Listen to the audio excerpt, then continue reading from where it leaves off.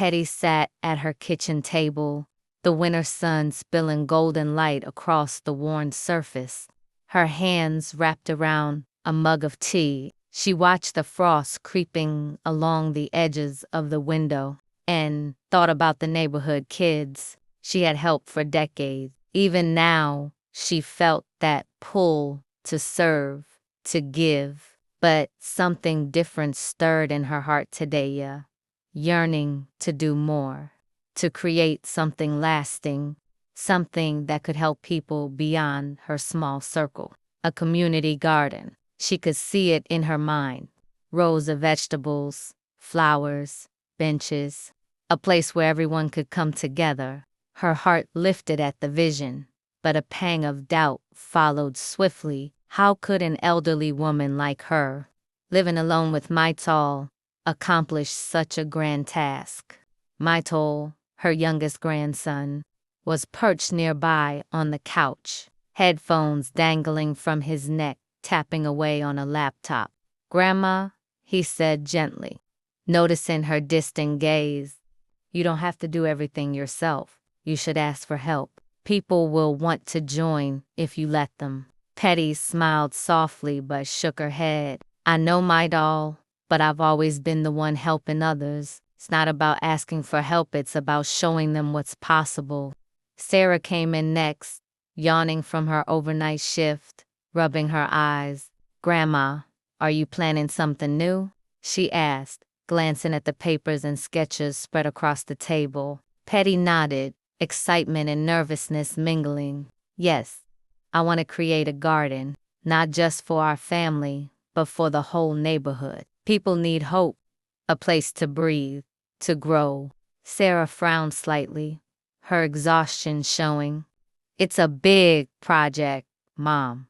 Are you sure?" Petty's mind wandered to Van, her late husband. She remembered his quiet encouragements, how he always said, "Faith can move mountains."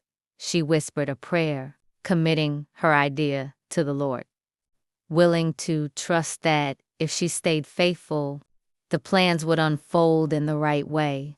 The thought brought warmth to her chest, and she felt a surge of determination. Later that day, she walked slowly around her yard, imagining beds dug, seeds planted, flowers blooming. Maidal trailed behind, holding a small notebook, jotting ideas and cautioning her when she attempted to lift the heavy bag of soil. Petty chuckled. "I won't overdo it, I promise," she said, though a small thrill of risk ran through her. Her age made her careful, but her spirit demanded action. As evening fell, she looked at the fading sky and whispered again, "Lord, guide my hands and my plans."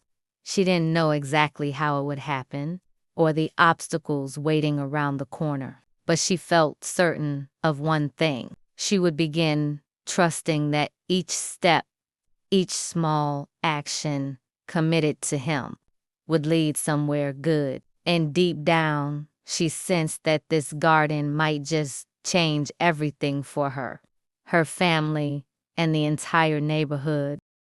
The next morning, Petty felt a flutter of excitement as she gathered her supplies. But the thrill quickly gave way to tension. She had counted her savings the night before and realized she was far short of what she needed for soil, seeds, and tools. A pang of worry gripped her chest. She hated asking for money or favors. She had always been the one giving, not receiving. Maidal noticed her furrowed brow and came over, concern in his young eyes. "Grandma, maybe we could crowdfund it online," he suggested gently, "or ask the neighbors for donations." Petty shook her head. "I don't want to impose. This garden is supposed to inspire, not beg." But the thought of her dream fading before it even began made her stomach twist. She decided to press on, quietly searching for bargains, skipping meals herself to stretch her funds, and staying up late each night calculating how far each dollar could go. Her body ached, and her joints reminded her she was no longer as young as she once was, yet she refused to let fatigue or doubt stop her. That afternoon, Sarah stopped by after her shift. She looked at Petty's worn hands and the stacks of papers, and her face softened. "Mom, you're really pushing yourself. You can't do this alone." Petty's eyes glimmered with determination. "Sarah, sometimes the Lord asks us to do the hard things. I'm committing this to Him. I trust He will make a way." Meanwhile, word of Petty's plan began to spread. Some neighbors were skeptical. "It's a sweet idea," one said, "but she's getting on in years. Maybe she should slow down."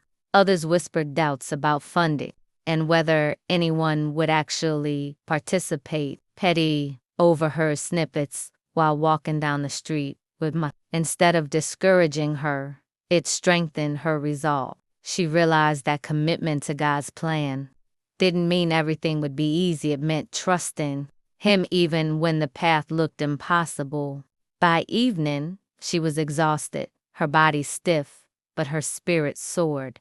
She sat in the living room with Maital, quietly reviewing her notes. "We'll start small," she said, her voice soft but unwavering. "A few raised beds, a small plot at first, step by step, and God will guide the rest." Maital nodded, inspired by her faith, yet still worried. "Just promise me you'll ask for help when it gets too heavy," he said. Petty smiled and squeezed his hand. "I will, but only when it's right. Sometimes, the first step is just to believe and begin." As she lay in bed that night, Petty felt a mix of fear, excitement, and hope. The dream was alive, but the real test was yet to come. Neighbors would need to join, funds would need to stretch, and her body would be challenged. Still, she whispered a prayer, committing every action, every effort, every step to the Lord, trusting that He would turn her small beginnings into something much greater. And deep down, she sensed that even the skeptics might one day marvel at what faith could achieve. The morning sun rose over the quiet streets of Maryland, casting a golden glow on Petty's small yard. She stepped outside with a determined heart, ready to plant the first seeds in her fledgling garden. Maital helped her carry the bags of soil and small tools, carefully watching her movements. "Grandma, remember, don't lift too much," he warned gently.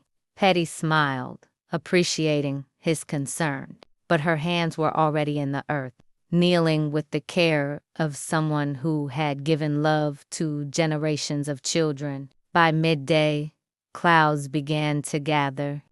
At first, it seemed harmless, just a soft gray blanket over the sun. But by afternoon, rain poured down, turning the carefully arranged soil into a muddy mess. Petty's heart sank. Hours of preparation were now at risk of being washed away. She wiped the mud from her hands, her face streaked with dirt and worry. "Lord," she whispered, "I've committed this to you. Please, guide these plans." She refused to give up, but doubt crept in, a heavy weight pressing on her chest. Sarah arrived after her overnight shift, yawning but ready to help. "Mom, this is a mess," she said, shaking her head. "We can't control the weather." Petty nodded, her hands trembling slightly. "I know, but it's still part of the plan. I just have to trust it will work out." Sarah looked at her mother, seeing exhaustion and resolve warring in the same face. She gathered the muddy supplies and said, "Okay, let's fix it together. You don't have to do everything alone." Word of the storm and Petty's garden had spread, and soon neighbors appeared, carrying tarps, extra soil, and tools. Even the skeptical ones showed up, curious and inspired by her determination. The Marius and Margie brought their children, Castasia and Kassan, ready to help, while Madal coordinated everyone like a tiny general, ensuring that Petty's vision stayed intact despite the chaos. Petty watched, heart swelling with gratitude, realizing that committing her actions to God had not only strengthened her resolve, but had also inspired others to act. Hours passed, and slowly the garden began to take shape again. The rain lessened, the sun peeked through the clouds, and the muddy chaos became a patchwork of new hope. Petty's body ached from kneeling and lifting, but she refused to stop, and her spirit shone brighter than ever. That evening, as the neighbors left and her family stayed behind to admire the progress, Petty whispered a prayer of thanks. "This," she said softly to Maitul, "is what faith looks like. We act, we commit, and God fills the gaps." Maitul smiled, inspired, yet still a little cautious. "Grandma, you're amazing, but promise me you'll rest soon," he said. Petty chuckled, gently patting his hand. "I promise. In a little while, first we see it through." The setback had been real, but it had also revealed a truth Petty had long known. No act of commitment, no matter how small, is ever wasted when placed in the Lord's hands. And as she went to bed that night, weary yet hopeful, she felt something deeper, sensed that this garden was more than plants in the soil. It was a seed of community, love, and unwavering faith. The days after the storm were bright, but Petty's peace was threatened by an unexpected arrival, a stack of overdue bills left by the mailman on her doorstep. Her heart sank as she opened them: repairs for the old roof, property taxes, and even a notice from the water company she had saved diligently. But these sudden demands threatened to undo months of careful planning. Petty sat at the kitchen table, hands pressed to her face, her usually steady breath coming in shallow waves. "Lord," she whispered, "I committed this garden, my efforts, my heart. I trust you to see me through." Maitul noticed her distress immediately. "Grandma, you don't have to carry this alone," he said, worry lining his youthful face. Petty shook her head. "I've always taken care of things myself. I can't ask others to fix what I should handle." Maitul knelt beside her, placing a hand over hers. "That's the thing, Grandma. Committing something to the Lord doesn't mean suffering in silence. It means trusting He'll provide through people too." Reluctantly, Petty admitted her financial struggles to her family. Sarah offered to temporarily cover some bills from her overnight job, while Shane and Van Jr. coordinated a small fundraiser with local neighbors. Daniela, often distant, surprised everyone by organizing a bake sale, even bringing her daughter Six along to help. Demarius and Margie contributed as well, casting a warm net of support around Petty.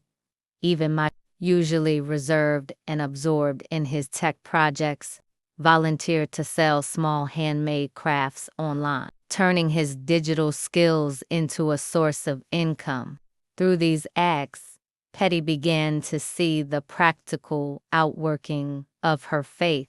Each family member, each neighbor, each child she had once cared for came forward, showing that her lifetime of service had created a ripple of love. "It's amazing," she whispered to herself while arranging the bills neatly, "how committing my actions to God brings people into your path at the right time." Her hands, though tired, moved with renewed purpose.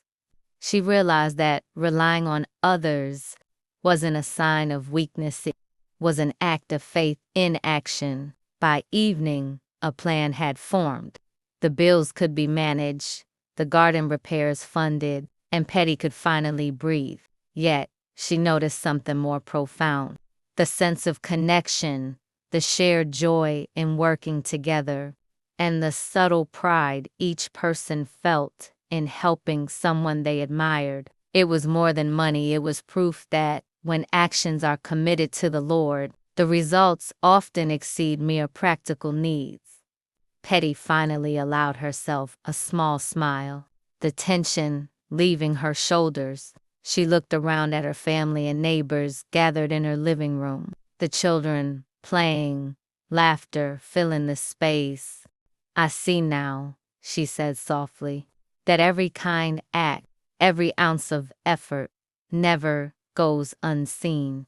Even when it seems like you're alone, God is working through people you might not expect. All grinned. See, Grandma, you didn't have to do this by yourself. We're your hands and feet, too. The night ended with warmth, gratitude, and renewed determination. Petty understood more deeply than ever that commitment was not about doing everything alone.